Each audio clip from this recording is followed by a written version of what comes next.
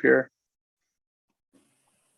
All right, let me take a quick look here. So what did your teacher tell you about, how does your teacher want you to do transformations? Let me look through my notes. So from my class, for the most part, he just like gave us kind of how he was gonna grade us, like with what he wants to see. And we don't need to do it now because like I understand the way he wants to grade it, but pretty much is just show all the steps, talk about each of the steps of transformations, and then make a table. Okay. And does he want you, did he tell you did he use like an abbreviation for how to remember what to do first? No. Like reflection. Did he do anything like that? RST? Did he ever show you RST? No? No. Okay. So a lot of times teachers teach it this way. I hesitate to go against what your teacher's doing. Whatever he taught, I like to do. But sometimes it's a little tricky to do this and to know what order is based upon the kind of function that it is. So we'll just kind of go through it, and I'll talk through how I would do this. So it says based upon your observations of transformations and knowledge of parent functions, try graphing these by hand. Well, by hand, what I would do is I would say, well, my base graph would have looked like this with in fact, I'll draw it in yellow. So my base graph would look like this, and it would have gone through here. So that's your absolute value function, right? Y equals X. And when you're multiplying it by 1/4, what that means is you're taking the Y value, and you're multiplying it by 1/4. So you're going down 1/4. So this, where it was at 2 is going to be at 1/2. Where it was at 3 is going to be at 3/4. When it was at 4, it's going to be at 1. You follow what I'm saying? Yeah. So that's probably how we want you to do that. So you're thinking of it like this. I'm taking 1/4 of this Y value. It's going right there. So there's my point. I'm taking 1/4 of this Y value. So it's going right here. Taking 1/4 of that Y value. So it's 1/4. And same on the other side. So your graph would look like this. It's still the same shape, it's just flattened out. It's vertically shrunk, I think is what they want you to say. Vertical shrink or compression. I'm sorry, compression, right? So that's a vertical compression. Does that make sense? Yeah. Okay, so for this one, I'm taking the base function for number 2 is going to be x cubed. And the x cubed does this. It goes through 0, 0, 1, 1, 2, 8, -1, -1, -2, -8. So your graph does this. That wasn't great. It's kind of hard to draw this with my iPad, but something like that, right? So what multiplying a 2 on the inside does is, you could also think of it like this. You could think of it as 8x cubed. And now I've got the 8 on the outside. So it's modifying or transforming the Y because it's on the outside. But here it's transforming the X because it's on the inside. But they're the same thing. So what that would do is, instead of going, it's still going through 0, 0, but instead of going through 1, 1, it's going through 1, 8, because you multiplied it by 8 on the outside. So it actually it stretches it vertically like that. But what he probably wants you to do is say that, well, it's compressing it horizontally. That's probably what he wants you to do. It's compressing it horizontally. So a stretch a vertical stretch, if you could imagine that, we know what it's going to look like, right? It's going to be this. It's going to be this graph right here. Again, I'm not going to do a great job drawing it, but there's the graph. That a vertical stretch is the same as a horizontal compression. Can you see that? If I took this yellow graph and just compressed it in from the sides, yeah, it's the same thing as a vertical stretch. But he might want you to talk about it. If you're talking about it, if you're writing about it, he might want you to say that it's a horizontal compression. I like to think of things in terms of verticals. It's just easier for me to visualize. So that's why I converted it to this, and I was able to see it more easily. Okay. Yeah. But it is a compression by a factor of 2, because do you see how this right here, what's the relationship between this point and this point if you're looking at it horizontally? Well, the x value of the like point in yellow is 2 times the x value of the point in red. Exactly. That's that 2 there. That's what that 2 represents. So it's compressing it by a factor of 1/2, I think is what you want you to say. Okay. Does that make sense? Yeah. So for this one, now we've got 2 different things going on. We've got something happening. Actually, that's just kind of that's poorly written if you ask me. You can just write this as 2/3. I'm not sure why they wrote it like this, or if they meant to have something else on the outside here. I'm not sure, but this is an odd way to write that. So let's not even talk about that one. Okay, let's move on to the next one. So here we've got your base graph for this next one is the square root of x. And the square root of x, of course, is a half parabola, sideways parabola that goes through the point 0, 0, 1, 1, 4, 2, because it's a square root function, right? So I'm going to go, the graph's going to look like this. That's your base graph. And when you have a negative in with the x, a negative in with the x flips it over the y-axis. So this graph would actually be a reflection over the y-axis. So it's still going to be here. Now it's going to be here, and the other point's going to be over there, which I don't have room to draw on there, but it's going to be that. Okay. Yeah. Your base graph here is 1 over x, and 1 over x, of course, is the rational function that goes like this. It goes through the point 1, 1. And it goes through the point -1, -1. Wait, no, I'm at that. Well, yeah, that's what that graph does. That's what the yellow graph does. But this graph, notice what this one did is it made it negative on the outside. And when you make it negative on the outside, where does it flip it? When you make the y negative, it flips it over the x-axis. Flips it over the x-axis, right? Is that what you said? I didn't hear you. Yeah. Perfect. So this point would jump here, and it would go like this. And this point would jump here. I'm talking about that point. That point would jump there, and it would go like that. Got it? Yeah. So this function, your base function here is, of course, the absolute value once again. So once again, that does this with a slope of 1 and -1 respectively on this different sides of that graph. And these things do 2 flips. One of them flips it, this one on the inside, flips it over the x-axis.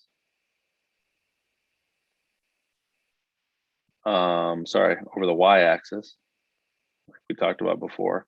And this one on the outside flips it over the x-axis. Now, which one didn't really matter? The one on the inside?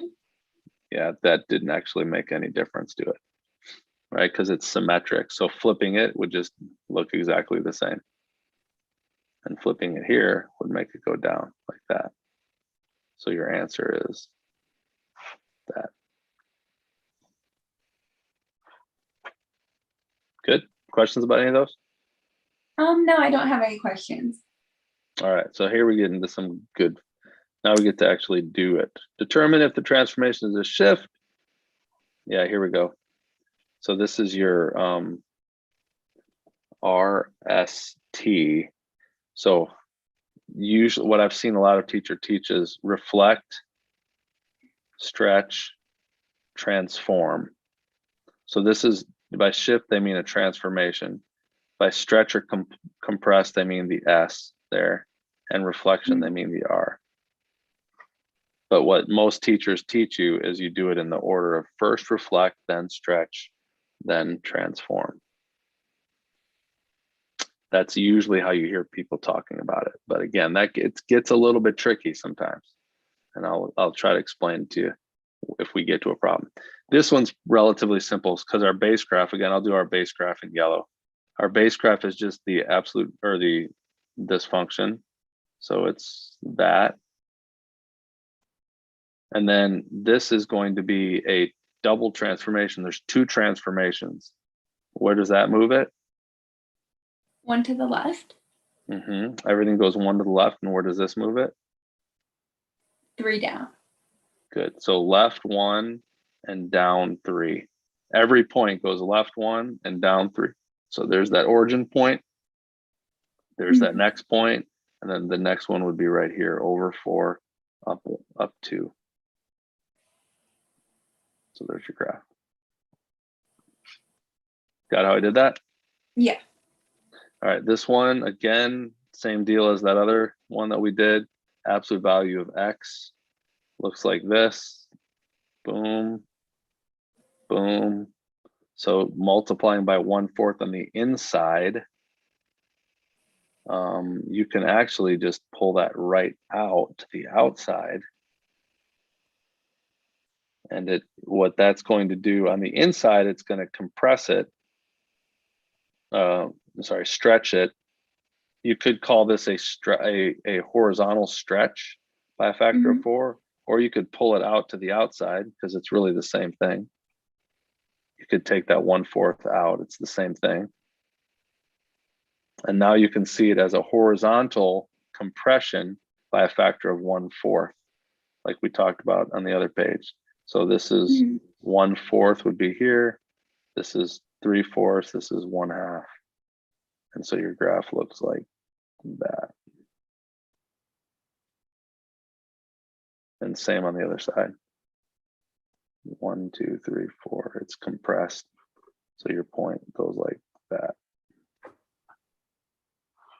So you call that a vertical. Again, you can either call it a vertical compression or you can call it a horizontal stretch. And they probably want you to call it horizontal stretch since they stuck it on the inside. Horizontal stretch by a factor of 4.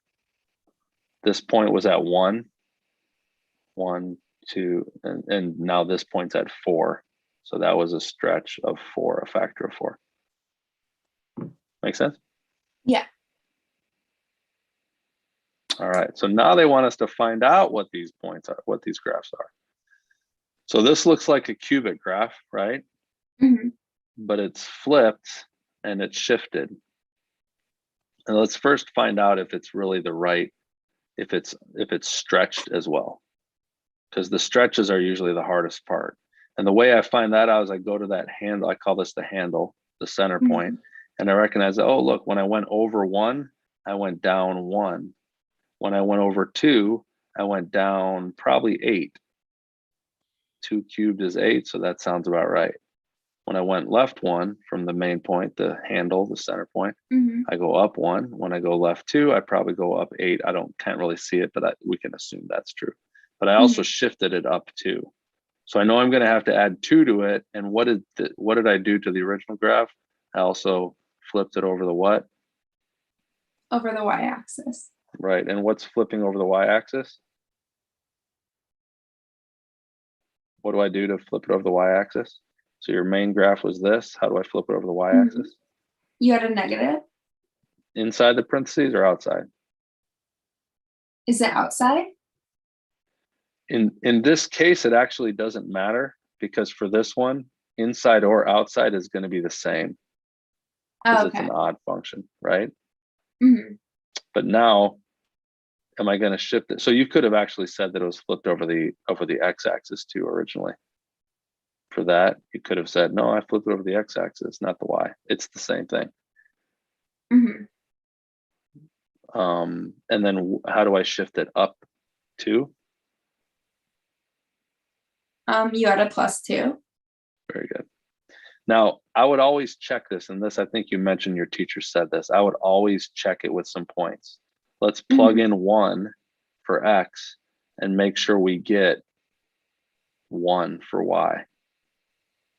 When I plug in 1, I get 1, -1, +2 is 1. That checks out. Let's plug in -1. When I plug in -1, what's -1 cubed? -1. And then -1 is? 1. 1 + 2 is? 3. 3. So that checks out. So always check it just to be sure. Okay. Okay. This graph is obviously the square root graph, right? Yeah. Which normally started here. And what did I just do to it? I shifted it. Shifted left. Left 4 and? Up 1. Up 1. So left 4 means I write what on the inside? X + 4. And what on the outside to go up 1? +1. Good, perfect. All right, state the parent function. Okay, so your parent function, you tell me, what's the parent function? The square root function. Good, so square root of x is the parent function. So that square root of x is going to look like this. Go through that, go through that. Good. Now, what am I doing? They want us to state it, so we stated it. State all the transformations. So what am I doing? Well, in this case, for the transformations, there's a vertical stretch of 3. And then is that a horizontal stretch of 2? So this is where it gets to be tricky. Okay, this is what I was talking about. It just depends. So for this one, did your teacher talk to you about how to take care of this, how to handle this? No. Okay, so here's what I recommend if your teacher is talking about it. I would take what's inside there and set it equal to 0 and solve it.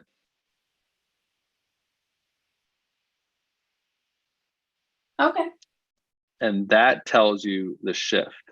So for the shift, for the horizontal shift, I'll call it the H shift, set the inside equal to 0 and solve. Set inside equal to 0 and solve. And then that tells you what your horizontal shift is. Okay. Okay, so solving this is going to be -1, which means x equals -2, which means I'm going left 2. Okay. Yeah. Let me remind you, if I had said x + 3, which way is it shifted? To the left, or it would be left 3. And let me use my method for solving that now. X + 3 equals 0, which means x equals -3. That's a shift of left 3. Got it? Yeah. So that's what I'm doing here. But what I'm doing is I'm taking care of the problem of having a shift and a stretch. And I'm taking care of it by just taking the inside and setting it equal to 0. That's just, in my opinion, the best way to do it. So it's really just going to be a shift of left 2, and then it's going to be and again, I can show you another way you can think about doing this, but you could have taken the what I could have done is I could have factored out the 1/2.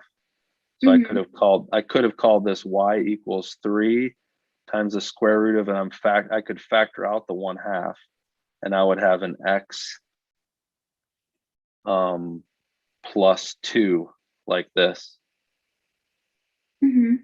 And then I could take this right here and like take that out in front. I can call this like 3 square roots of 1/2 times the square root of x plus 2. And this is just your shift, or your stretch rather. And this now, where's my shift?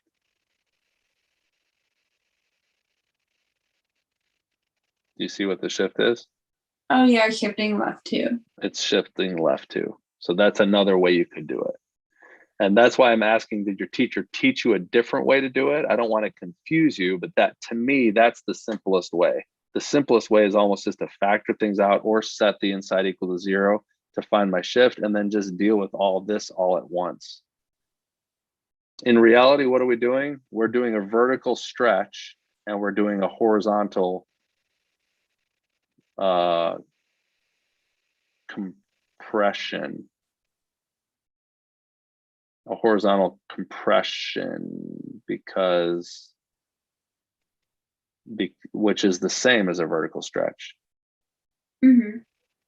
Right? Because this is less than 1. So you're compressing it, you're pushing it in, but then you're also pulling it up. So in total, you're stretching it upward like this, but you're also shifting it left too. So it's right here, it's going to be right here. There's going to be my point. And then it's going to just be stretched up. And to find out what those values are, just plug in some numbers. Plug in some numbers that are nice. And not only that, let me make another point about this. This is what probably your teacher was talking about when he said make a T-chart. Let's carefully choose our numbers. Obviously, we're going to want to choose -2, because when I do -2, when I plug -2 in for x, look up here to the right. When I plug -2 in for x up there, this whole thing becomes 0, and this whole thing becomes 0. So that's why and we knew that was going to be the case because it was shifted left too, and it wasn't shifted up or down. The next point, what should I pick next to plug in?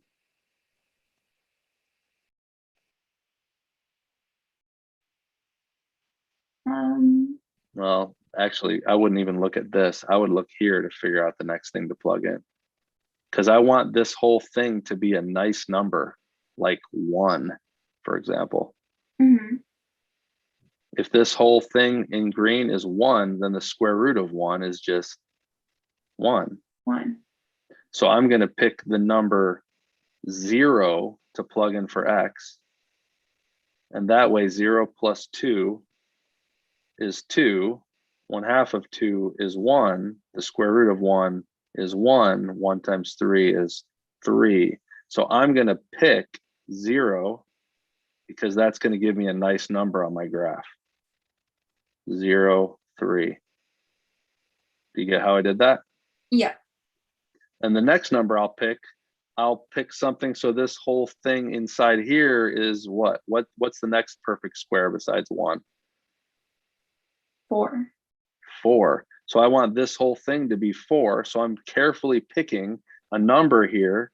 So when I add it here and take half of it, I get 4, which is 6.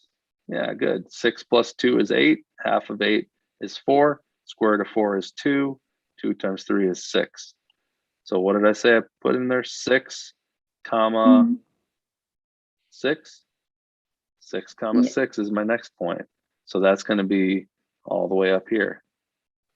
And so there's my graph. That's what my graph's going to look like.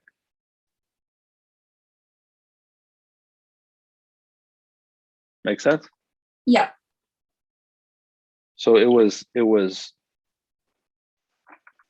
basically just shifted and stretched. Gotcha. Make sense? Make sense how I did that? All right, let's do this last one real quick. We should have time. Parent function, of course, is square root. Square root. It goes here, here, here. You see how I'm just picking those 3 points? Those are the 3 points I want to find for my next graph too. So this one's not hard. This one just flips it and stretches it. Right? So it's a flip and a stretch, and then it shifts it down 5. So it's going to be, I won't really be able to put it on this graph because they didn't give me enough graph paper here, but it's going to be here, and then it's going to go stretched and flipped. So bad use of graph paper there. I guess I could call these, I could change the units here if I wanted to, call these all by, let's make them all go by 2. -4, -6, -8, -10. That's still not going to be that great. But now my graph is going to be, it's going to be down here. It'll start here, but it's going to be flipped upside down and stretched. So again, if you want, you could use some values in here, some points in here. You know, you're going to put a 0 in there. You're going to put a 1 in here because the square root of 1 is 1. Got it? So 0, -5, 1, comma, -8. What's the next point I'm going to choose? 4. Good. 4, comma, what?